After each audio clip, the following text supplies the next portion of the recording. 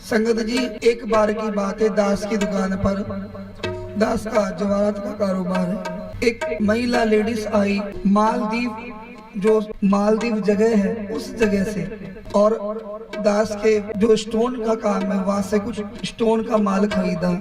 बहुत rich family थी। बात करते करते अपने आप बताने लगे, बुजुर्ग थे थोड़े, बोलते कि बेटा कि पहले मैं बहुत ज्यादा गरीब थी, तो आज उस भगवान की इतनी कृपा है कि मेरे मालदीव जैसे शहर में मेरे पास एक नहीं 8 से 10 बड़े बड़ी कोठियां हैं। पर एक समय था कि मैं इतनी गरीब थी कि घर में खाने को नहीं था। मेरे पति जो कि बाहर विदेश में काम करते थे, एकदम उनकी मृत्यु हुई, मर गए, और उनकी डेड बॉडी लाने तक के लिए हमारे पास पैसे नहीं बचे। डेड बॉडी लाना मुश्किल हो गया। जो हमारे घर के साग संबंधी, उनके भाई, मेरे पति के जो भाई थे, उन्होंने भी हमारा साथ नहीं दिया। घर में बहुत गरीबी हो गई। मेरे पति क्या खत्म हुए, समझो हमारा संसार ही उजड़ गया। कि बेटा गरीबी देखिए, और जब पति मरे तो इतनी गरीबी जिसका कोई अंत नहीं। इतना दुख सहा कि पति की बॉडी को लाने के लिए हमें लोगों से भीख मांगकर, पैसे मांगकर अपने पति की बॉडी मंगाई, फिर जाकर इंडिया में संस्कार किया। 2 बेटियां थी जिनको मैंने घर में, दूसरों के घर में झाड़ू लगाकर, पोछा लगाकर, घर में लोगों की रोटियां बनाकर उन बेटियों को पढ़ाना शुरू करा। मैं खुद घर में लोगों के नौकरियां करती थी।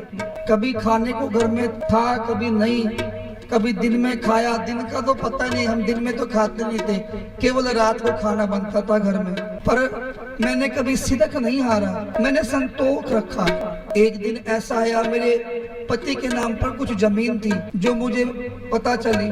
उस जमीन का टुकड़ा मैंने जब बेचा तो उसके भाव इतने ज्यादा बढ़ गए थे कि जिससे मेरे घर में थोड़े पैसे आए। उन पैसों से मैंने एक जमीन खरीदी।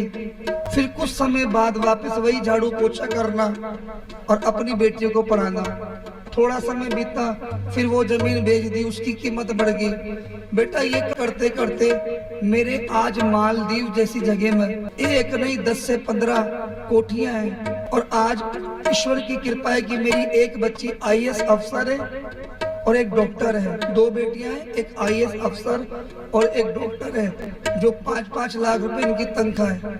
कि इतनी गरीबी, इतना दुख, सब कुछ सहा, पर सब्र संतोष, सिदक नहीं हारा।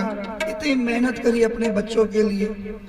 मैंने पर एक सवाल करा कि आपने इतना दुख सहा, इतना सब्र रखा, सिदक रखा, आपको ये सिदक और सब्र ये कहाँ से मिला? संगत ये सच बात है, कोई ये नहीं बनावटी बात, कोई बनावटी नहीं। जो दास को ने सवाल करा और जो सवाल का जवाब दिया वो सुनने वाला है। मैंने कहा कि माता जी आपका इतना दुख रहा, पति गुजरे, घर में खाने को नहीं था, घर में झाड़ू पोछे करा, अपनी बेटियों को पढ़ाया, फिर एक छोटे से टुकड़े की जमीन को बेचकर फिर आपने इतना सारा कोठियां बना ली, इतनी जमीनें आपके पास, और आप बार बार ये बोल रहे हो कि मैंने सब्र रखा, सिदक रखा, संतोष रखा। कि ये सब्र, संतोष और सिदक ये कहाँ से आया? तो उस माता ने बताया कि बेटा कि जब मैं बहुत छोटी थी ना, बहुत छोटी कम उम्र में, जब मेरे अपनी माँ के पास रहती थी, तब मेरी माँ एक संतों के पास जाती थी। आखो सतनाम श्री। कि मेरी माँ एक बहुत ऊंचे संत महापुरुष थे, उनके पास जाती थी। मैंने उनकी संगत करी और महापुरुष एक ही बात बोलते थे कि बेटा एक तो जीवन में ब्रह्म मुहूर्त को संभालना, कभी भी 2 बजे बाद बिस्तरा छोड़ देना। वो मेरी माँ को समझाते थे कि बेटा ब्रह्म मुहूर्त में, भाव कम से कम रात को 2 बजे बिस्तरा छोड़ दिया करो। ब्रह्म मुहूर्त में उठना और जाप करना, सिमरन करना, और जैसा भी मिले परमेश्वर का शुक्र करना। को सतनाम श्री वाहिगुरु। कि एक तो 2 बजे से बिस्तरा छोड़ देना रात को, आधी रात को जब हम सोते रहते हैं, और 2 बजे बिस्तरा छोड़कर स्नान कर ब्रह्म मुहूर्त में परमेश्वर का नाम जपना। कि कोई जाप दिया था महापुरुषों ने, उस जाप को जो मेरी माँ करती थी, रूल्स मैंने अपने जीवन में अपनाया। कि मैं रात को 2 बजे बिस्तरा, बचपन से लेकर बेटा आज तक का नियम है, मैं कभी रात को सोई नहीं। जैसे ही आधी रात 2 बज जाते मैं अपना बिस्तरा छोड़ देती थी और स्नान कर कर ब्रह्म मुहूर्त में जो जाप मेरी माँ को दिया था उस जाप को मैं करती थी। मेरे पति मरे वो रात को जब मेरे पास मैसेज पहुंचा ना, उस रात को भी मैंने उठना नहीं छोड़ा।